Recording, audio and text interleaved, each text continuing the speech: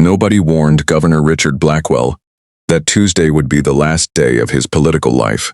He walked through those mahogany courtroom doors at exactly 2:47 in the afternoon, and every single person in that studio felt his entrance before they even turned to look. That specific energy a man carries when he has spent 20 years walking into rooms where everyone immediately stands straighter, speaks softer, and gets out of his way.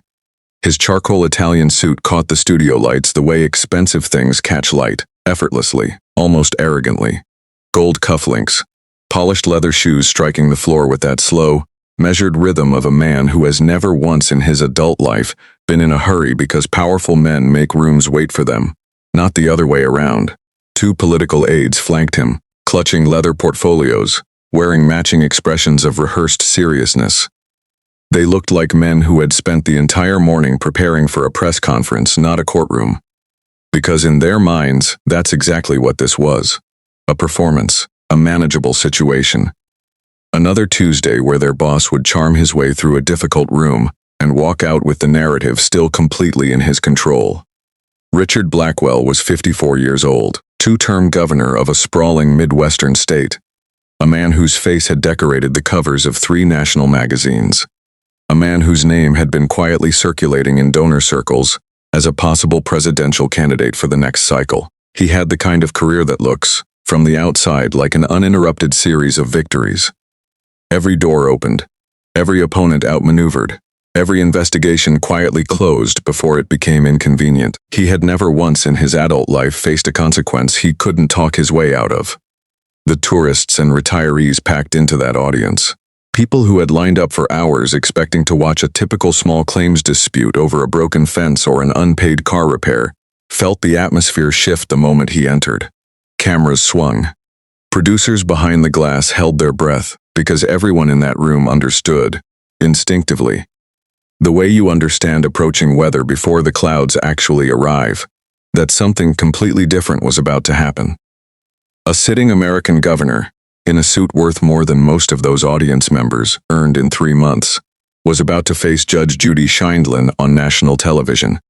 What nobody in that room knew yet was that Blackwell would, within the next 90 seconds of sitting down, deliver the single most catastrophically stupid sentence ever spoken inside that courtroom. A sentence that would reach 12 million American living rooms simultaneously. A sentence that would mark the precise moment his entire political career began its irreversible collapse. It came when Judge Judy asked her very first question. Not an aggressive question. Not a trap. Just a simple, almost gentle inquiry about the eminent domain proceedings that had brought him there. The kind of opening question you ask to establish basic facts before the real examination begins. Blackwell leaned forward with the smile he reserved for hostile reporters.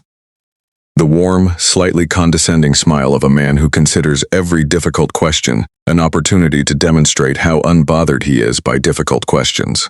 And then he said it. Your Honor, with one phone call I can have this entire show shut down by Friday. So I suggest you watch how you speak to me. The courtroom froze. The bailiff stopped breathing. One producer behind the glass whispered something that never made the broadcast. Blackwell's own aides went pale simultaneously, exchanging the kind of glance 2 people exchange when they realize they are watching something catastrophic unfold in slow motion, and there is absolutely nothing they can do to stop it. Judge Judy, 78 years old, 35 years on the bench, 22,000 cases across her career, slowly turned her head toward him. Her eyes narrowed into 2 dark, quiet slits. Her mouth tightened into a thin, controlled line. The audience watched her face and understood something before she even opened her mouth. This man had made the worst miscalculation of his life. And she was going to make absolutely certain he felt every single consequence of it. But to understand what was about to unfold, you have to understand who these 3 people were, and the decades of decisions that had brought all of them to that exact collision point. Richard Joseph Blackwell was born into modest circumstances in a small suburb outside Toledo, Ohio. His father, Harold, was a quiet small-town accountant who came home every evening, sat at the dinner table, and tapped his pencil against his ledger, while delivering the single lesson he believed made the difference between men who succeeded and men who didn't. Rules, son, Harold would say, are for people without connections. Richard absorbed it completely. He carried it the way other men carry their faith. He skated through high school on charm and an athletic scholarship he barely earned. He moved through a mediocre law school career with the confidence of a man who understood that the right relationships matter infinitely more than the right grades. He entered Ohio state politics at 28 years old, with a grin that made wealthy donors reach instinctively for their checkbooks. Before he had finished his first sentence, 3 terms as state senator, 8 years as state attorney general, governor by landslide at 46. His ascent had the appearance of inevitability, the kind of career trajectory that looks, in retrospect, like it was always going to happen exactly this way. But underneath the magazine covers and the charity galas and the campaign trail handshakes, something else had been quietly building since his very first term in office: eminent domain seizures of family farms. Modest at first, scattered across enough counties that no single journalist connecting the dots could make the pattern look like anything more than coincidence. Each seizure justified by infrastructure projects, highway expansions, utility corridors, economic development initiatives with official names and state seals and professionally formatted press releases, projects that somehow, consistently, never actually broke ground. And those seized properties, those family farms with their orchards and their barns and their kitchen gardens and their decades of accumulated memory, they were being sold, quietly, quickly, for prices that made no economic sense whatsoever, to shell companies whose names appeared nowhere in any public record that connected back to Richard Joseph Blackwell. By his second term, what had begun as opportunistic corruption had matured into something resembling organized crime, wearing a pressed suit and a campaign smile. 3 separate investigations had been opened against him over the years. Each one had collapsed, key witnesses recanted. Evidence chains developed mysterious gaps. In 2 unsettling cases, individuals who had been scheduled to provide testimony simply disappeared without explanation, their files eventually marked inactive by local authorities, who had received quiet phone calls from men with state house extensions. Richard Blackwell had walked into so many rooms believing he was untouchable that he had stopped questioning whether it was actually true. He walked into Judge Judy's courtroom that Tuesday afternoon the same way. That belief was about to cost him everything he had spent his entire adult life building. Across the courtroom at the plaintiff's table sat Eleanor Hartman, 71 years old. Silver hair pinned neatly back, a modest navy cardigan that had clearly been through better decades. Her hands trembled slightly as she clutched a faded black and white photograph against her chest. The way you hold something you are terrified of losing again. The man in that photograph, smiling beside a younger Eleanor on a porch swing, was Frank Hartman, Korean War veteran, decorated twice. Shrapnel still buried in his left shoulder from a firefight in the Chosin Reservoir that he never discussed in detail with anyone, not even her, across 44 years of marriage. Frank had died on the kitchen floor of their farmhouse on November 14th. Clutching an unopened envelope from the governor's office in his right hand, Eleanor had taught 4th grade for 42 consecutive years in the same rural schoolhouse where she had once sat as a student herself. 3 generations of children in that community had learned to read under her instruction, had learned long division at her chalkboard, had been gently corrected and firmly believed in by a woman who understood that the most important thing you could give a child was the certain knowledge that someone expected them to become something. The farm itself, 340 acres, had been built from nothing by her grandfather Joseph Hartman in 1923. He had cleared that land with his bare hands and a borrowed mule, planting the first row of fence posts the same week his daughter was born. Eleanor had inherited it when her parents passed within 4 months of each other in 2009. And from the first morning she walked its fields as the legal owner, she understood that the land was not a financial asset.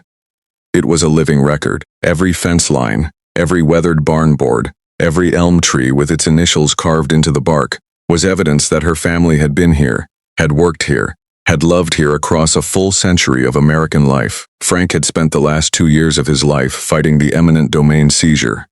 Lawyer after lawyer, hearing after hearing. He had driven 4 hours round trip to state capitol offices and sat in waiting rooms for 6-hour stretches and been told, repeatedly, in the patient and infuriating tone of bureaucrats who have delivered bad news so many times, it no longer feels like bad news to them, that the state's decision was final and legal, and that further appeals would simply delay the inevitable. He had come home from each of those trips thinner and grayer than when he left. The night before the final notice arrived, they had sat together on the porch swing Eleanor's grandmother had built, the same swing where Frank had proposed to her on a snowy December evening in 1972, his breath visible in the cold air, his hands shaking for the first time she had ever seen them shake. He had looked out at the dark fields for a long time before he spoke. "Don't let them win, Ellie," he said. "Don't ever let them win." The next morning he walked to the mailbox in his old Korean War jacket. He came back carrying the final notice. He stood at the kitchen counter and read it with his lips moving silently. His weathered hands, trembling the way they had trembled when he came home from the war and thought nobody was watching. Then he set the letter down on the counter. He looked at her with eyes that no longer carried any fight in them. And he collapsed onto the linoleum floor before she could cross the room to reach him. She spent 47 minutes on her knees beside him, holding his hand, while the EMTs worked. They were gentle when they told her. They used the careful, quiet voice of people trained to deliver the worst possible sentence to a stranger. 3 days later she came home from his funeral, still wearing the black dress, to find a yellow construction bulldozer parked at the edge of her property. Its operator was drinking coffee from a thermos and waiting for the formal go-ahead to begin clearing the land. Frank had just died trying to save. Eleanor had spent her entire retirement savings, every dollar of the $87,000 she and Frank had accumulated across 4 decades of modest living, on legal fees, 3 lower courts, 3 losses, each ruling delivered in the same tone of patient finality, as though justice was simply not designed to operate at her scale. She was on the verge of homelessness when a plain brown package, with no return address, arrived at her front door one morning. Inside was a USB drive, a handwritten note with no signature, and a single sentence that she read 3 times before its meaning fully registered. "Take this to Judge Judy. She already knows what to do with it." Judge Judith Scheindlin had spent the previous 3 weeks in private meetings with a federal prosecutor named Daniel Reyes. She had reviewed sealed court documents, consulted a forensic accountant, and examined financial records that traced a network of shell companies through 3 layers of nominees and 2 offshore jurisdictions. She had held the evidence quietly. She had prepared her questions methodically. She had said nothing publicly. What nobody in that courtroom knew, what she had never shared in any interview across her decades of fame, was that this case was personal in a way that went far deeper than professional outrage. In 1962, her own grandfather had lost his small Brooklyn corner store to a corrupt eminent domain, proceeding pushed through by a politically connected city official. He had fought it and lost. He had died 2 years later, broken in a way that had nothing to do with money and everything to do with the particular devastation of a man who spent his entire life believing the system was basically fair, and then discovered, too late, that it wasn't. Judge Judy had been a teenager then. She had watched her grandfather's spirit go out like a lamp. She had carried that image silently into every courtroom of her career. Richard Blackwell had no idea who he was actually threatening when he leaned into that microphone. He had no idea that the manila folder sitting on Judge Judy's bench contained documents that a federal prosecutor had quietly delivered to her the previous evening. He had no idea that the woman across from him had been waiting 35 years for exactly this kind of arrogance to walk through exactly this kind of door. He had no idea that 12 million Americans were about to watch his political career die in real time. Judge Judy reached down beside her bench and lifted a thick manila folder onto the desk in front of her. It was bound with red string. Across the front, in heavy black marker, 3 words had been written: Richard Joseph Blackwell. The room went completely silent. Blackwell's aides exchanged a single panicked glance. They had not been briefed on any folder, their carefully prepared talking points, their lists of approved responses, their rehearsed political answers to predictable questions.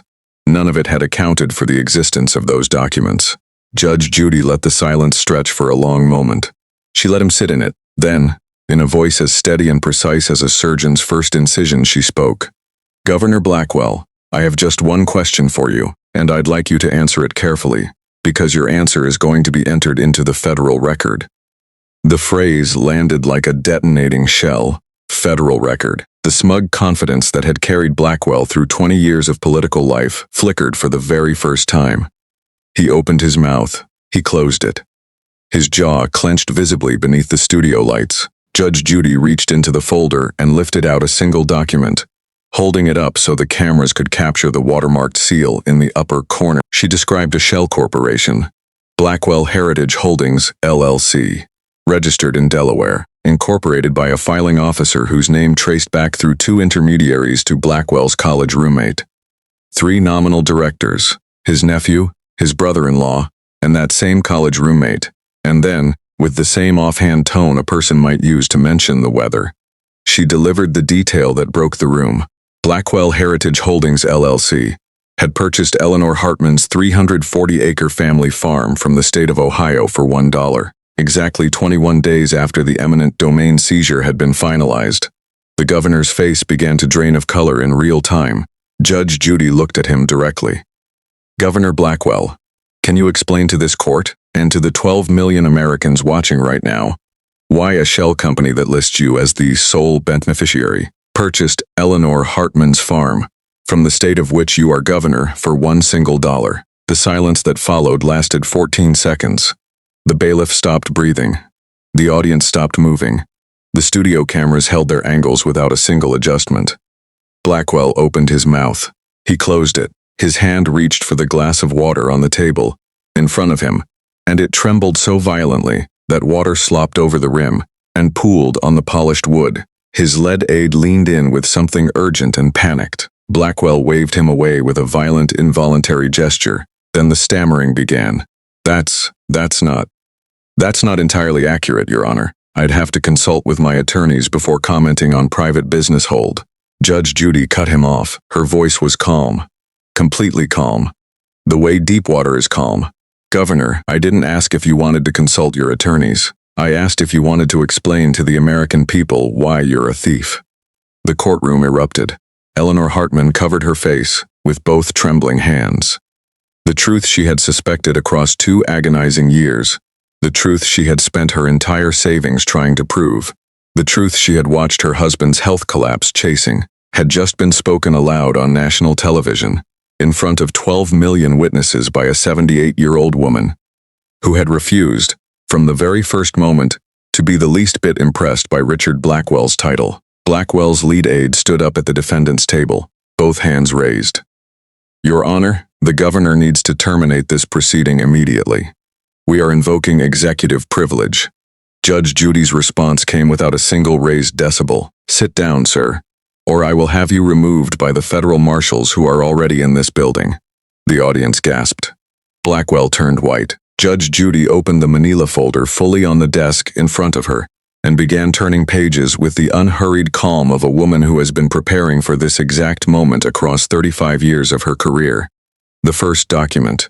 Bank records. $14,300,000 in wire transfers from Blackwell Heritage Holdings LLC to 3 separate offshore accounts registered in the Cayman Islands.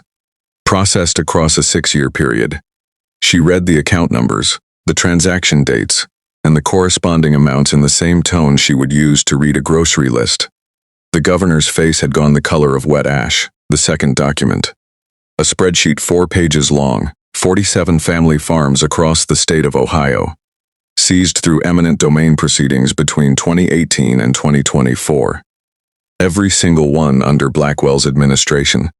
Every single one justified by infrastructure projects that were never constructed. Every single one subsequently purchased within an average of 19 days by shell companies that traced, through nominees and intermediaries, back to either Blackwell himself, his wife Vivian, his brother Marcus, or his nephew Tyler. A man in the second row of the gallery said, "Oh my God," into the microphone-filled silence loudly enough that it made the broadcast. The third document.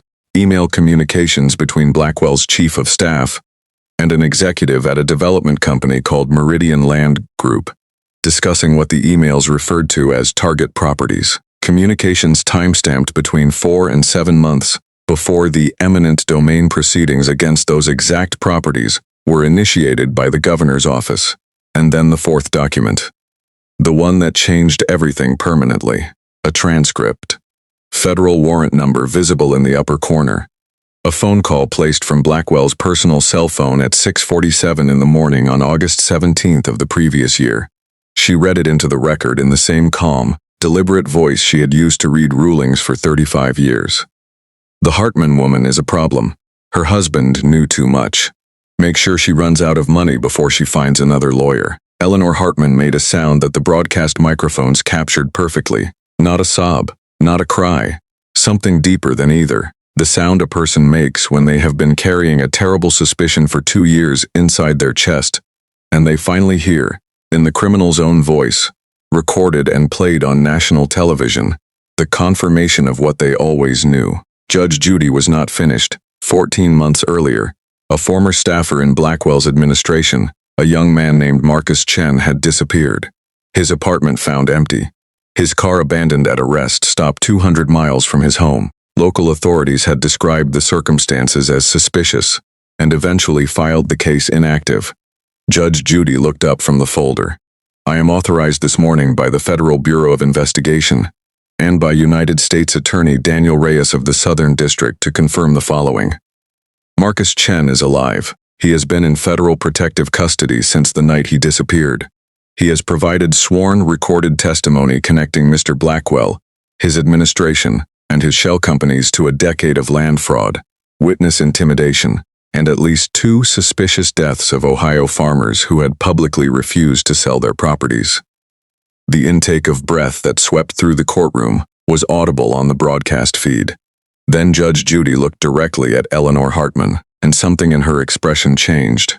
The surgical precision softened into something rare for that courtroom, something that looked, unmistakably, like tenderness. Mrs. Hartman.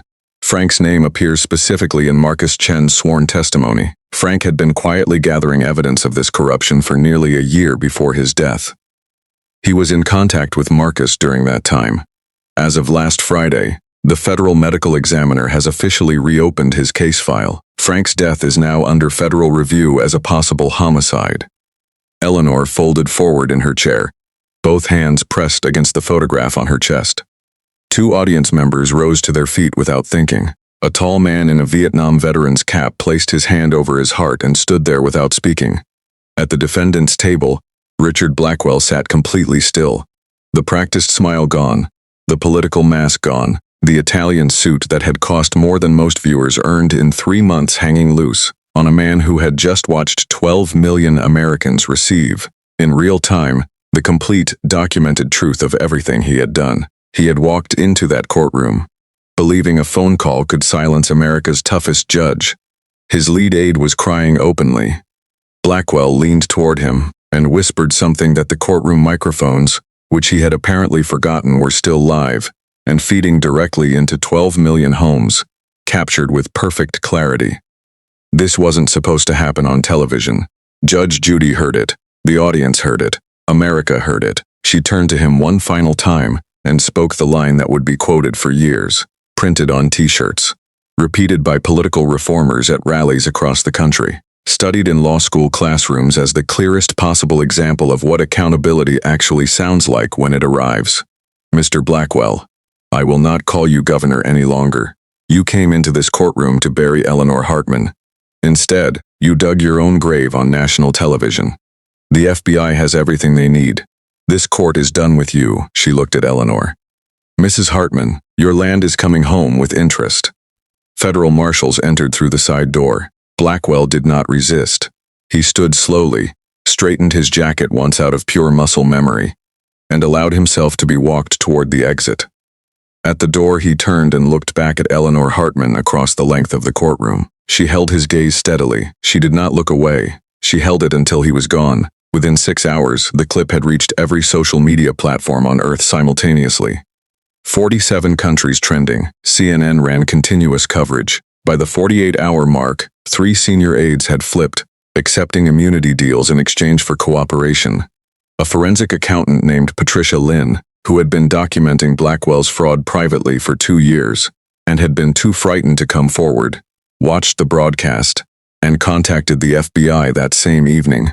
The state legislature convened emergency impeachment proceedings. Under enormous public pressure, all 47 fraudulently seized properties were ordered, returned to their original owners with full restitution paid from seized assets. At 72 hours, Richard Blackwell resigned in a press conference that lasted less than 4 minutes. He took no questions. He did not look up once.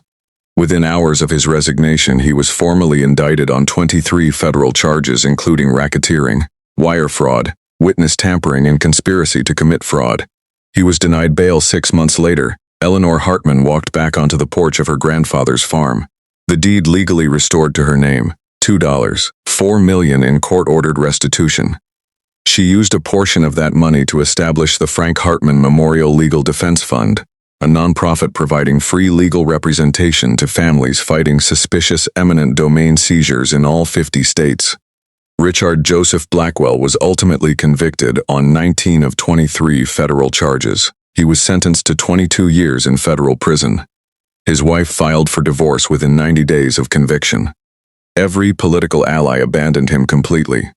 The shell companies were seized and liquidated, the proceeds distributed among the families he had defrauded. He became the highest-ranking American politician convicted of corruption in over 2 decades. And it had started with one question, asked by a 78-year-old woman he had threatened to silence with a single phone call. Frank Hartman's last words to Eleanor had been simple. Spoken quietly on a porch swing on a cold evening, his breath visible in the dark air, his eyes already carrying the weight of a man who understood what was coming. "Don't let them win, Ellie. Don't ever let them win."